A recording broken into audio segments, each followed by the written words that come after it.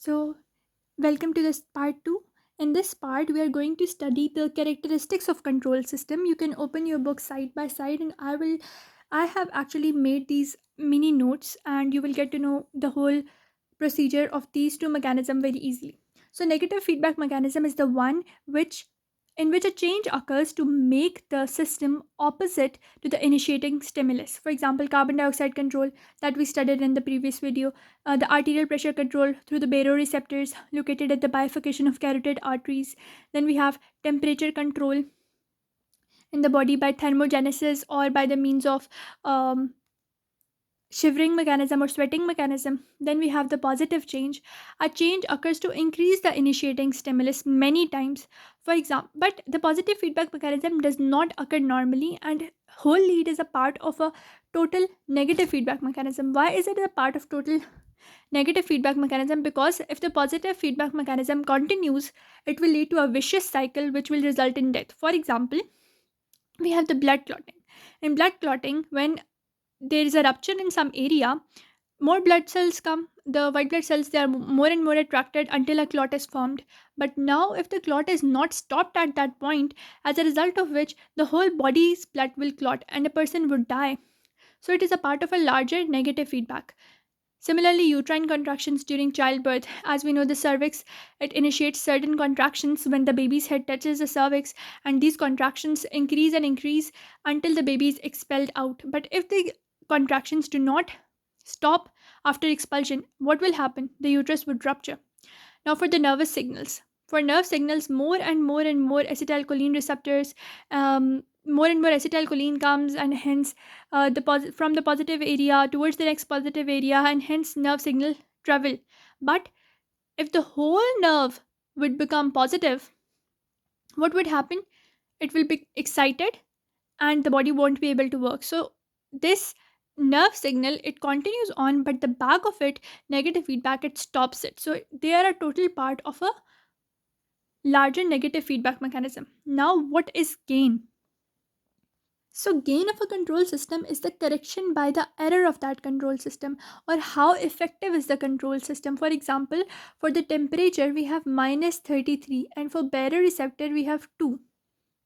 So the larger the amount of the gain, the more effective a system is. So we can say that baroreceptor system is less effective as compared to the temperature control system, which is more effective. And as we know that there the body requires an optimal temperature to do a lot of reactions. So the gain of this system must be very large and must be very effective.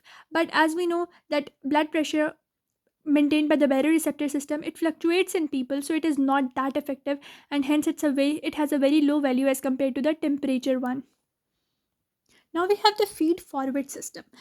It is actually a delayed negative feedback. Actually, some processes in our body, they are very much fast and they do not mm, they are not regulated by the brain, but they are regulated by an adaptive control mechanism by using the previous information to tackle a challenge.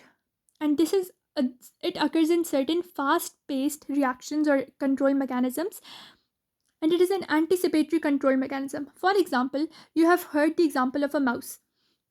If the mouse, he's put into a maze for the first time, and the cheese is put in the maze, what will happen? That the mouse in the first time won't be able to find that cheese, but it will try to do it again and again and try to move through the maze because it's very difficult.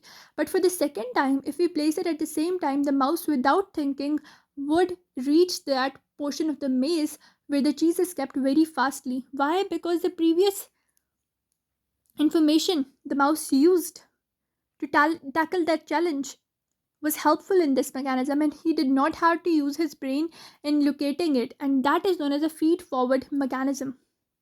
Now, coming to physiological variability in this portion, they have said that various ions are controlled in the body, and the weight of a man that is normal in certain countries. It is what is discussed over here. It's very non-high yield. It's not related to that much to your topic. And summary: body had 35 to 40 trillion cells, and we had internal environment. For the internal environment, we had the extracellular intracellular fluid, Extracellular fluid is actually the internal environment, which is further divided into the blood and the interstitial fluid. And we studied homeostasis. Disruption in homeostasis leads to disease, and extreme dysfunction in homeostasis leads to death, whereas moderate dysfunction leads to sickness, which is regulated by, or the moderate dysfunction can be corrected, whereas extreme dysfunction, which lead to death, is irreversible. Thank you very much. I hope you understood your chapter number 1. Now we will meet in chapter number 2.